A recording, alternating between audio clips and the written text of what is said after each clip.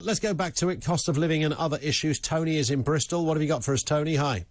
Well, on sleep, since you're talking about that, Yeah. I mean, isn't that a lot, largely to do? It's a bit like obesity. If people are anxious, they have trouble sleeping.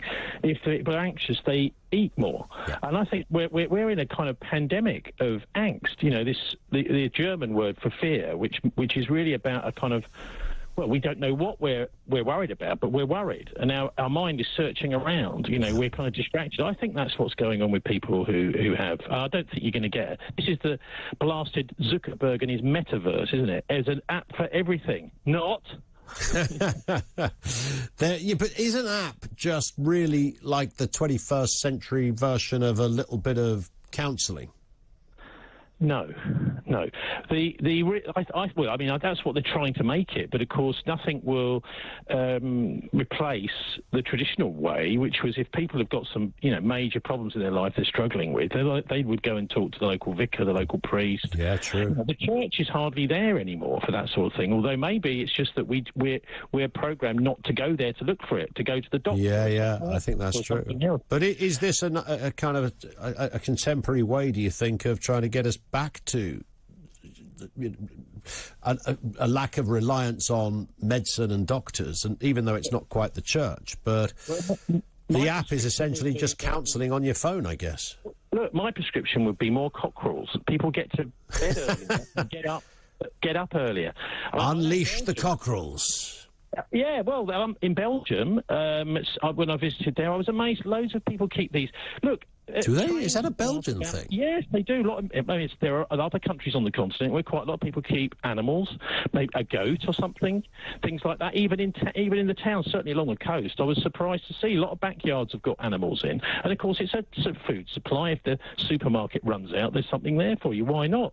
Yeah. But I mean, if you're seriously, we've got trains at 4 o'clock in the morning. In fact, some in the middle of the night, which will wake people up. What's the problem exactly? I think we've got used to not having animals around us, and that's why people are, Sure. Anyway, I wanted to talk about the cost of living crisis, really, because I'm getting fed up with hearing about fuel, gas all the time. Yeah. If you look at the stats, in the US it's 40%, in the UK it's around about a third, 33% of our money is going on housing, rent, mortgage repayments.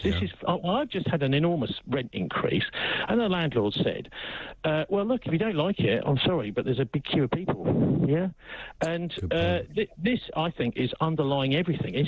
In a way, the recent increases in fuel have just tipped a lot of people over the edge, and the underlying fundamental problem is we did a study a few years ago when I was part of a campaigning group to look at how much a house costs to build and how much it costs to buy, because almost everything that you're paying when you buy a house is the value of the land underneath it. Correct. So it costs around about 100 grand to build a two-bedroom house, around about 100 grand in terms of materials and labour costs, and that lasts about 200 years. You know what that works out at? Go on. £10 a week. Wow. So the other whatever 90% we're spending on our housing, whether it's mortgage repayments or rent, is just profiteering. It's a kind of an artificial. Well, I always think that when somebody goes, "Have you seen this one-bedroom flat in London or something that's worth £2 million?" and you think, well, it's not.